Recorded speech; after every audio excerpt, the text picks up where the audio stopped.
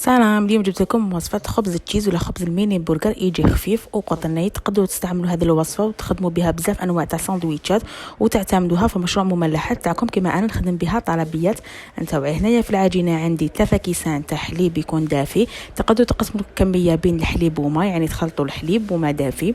انا درتهم هنايا كامل الحليب، زدت عليهم مغرف كبيره تاع خميره تاع العجين ومغرف كبيره تاع سكر، خلطهم مع بعض وخليت الخميره تاعي تتفاعل لي واحد 10 دقائق.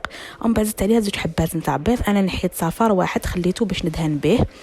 ومن بعد زدت عليهم هنايا كاس الا ربع تاع الزيت، خلطت كامل المقادير نتاوعي هكذاك. ومن بعد زدت عليهم الفارينه، مغرف صغيره نتاع الملح ومغرف صغيره تاع خميره كيميائيه. نبدا نزيد في الفارينه حتى نتحصل على هكذا العجينه تكون تلازق في اليد. زدت عليها مغرف كبيره نتاع مارغرين ودخلتها بيان في هذيك لاباط، ندخلها مليح ونعجن واحد 5 دقائق حتى نتحصل على هذا القوام. تكون العجينه تاعكم تلازق لكم في اليد، ما تنشفوهاش، تغطوها وتخلوها تخمر حتى يضاعف الحجم تاعها. ومن بعد هنا نجي نشكل كريات صغار. اذا حبيتوا ديروهم كبار تاع لي تشيز ديروهم وزن تاع 100 حتى 110 غرام، اذا حبيتوا ديروهم صغار ميني برجر ديروهم 35 غرام. هذه الكميه تاع لاباط تخرج لكم 45 حبه ميني برجر تاع 35 غرام، وتخرج لكم 17 حبه تاع لي تشيز كبار. ديروهم في السنيوه وتخلوهم يزيدوا يخمروا واحد 10 دقائق. ومن بعد دهنتهم صفار تاع حبه بيض مع شويه تاع الحليب ودرت لهم الجلجلان، وهذا هو الشكل النهائي تاعهم. شوفوا فاش يحمروا.